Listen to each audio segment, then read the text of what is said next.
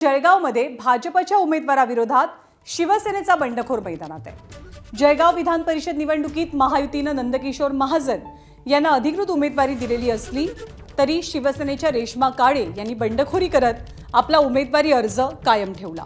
कुठेही बंडखोरी राहणार नाही, त्यांना त्यांच्यावरच्या नेत्यांकडनं जे बंडखोर आहेत त्यांना त्यांच्या नेत्यांकडनं निरोप येईल आणि त्या जागी बंडखोरी मागे घेतली जाईल, अधिकृत उमेदवाराला पाठिंबा दिला जाईल असा विश्वास मंत्री गिरीश महाजनांनी व्यक्त केला।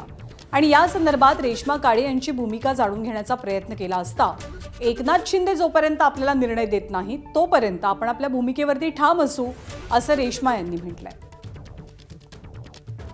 माघारीचा जर प्रश्न असता तर मी कालच माघार घेतली असती, पण मी जसं काल म्हटलं की हा माझा स्वाभिमानाचा विषय आहे, म्हणून मी माझं काही पाठिंबा आणि काही माघार घेतलेली नाही आहे। तुमच्या भूमिकेवर ठाम आहे तुम्ही उमेदवारीवर? हो, मी माझं ही लढाई 16 मधून सुद्धा मी एकच महिला होती आणि आता जे उरलेले 4 आहेत आम्ही, याच्यामध्येही सुद्धा मी एकच महिला असून मला माझ्या निर्णयावर अभिमान आहे की एक महिला म्हणून मी हे ठाम ठेवलं आहे।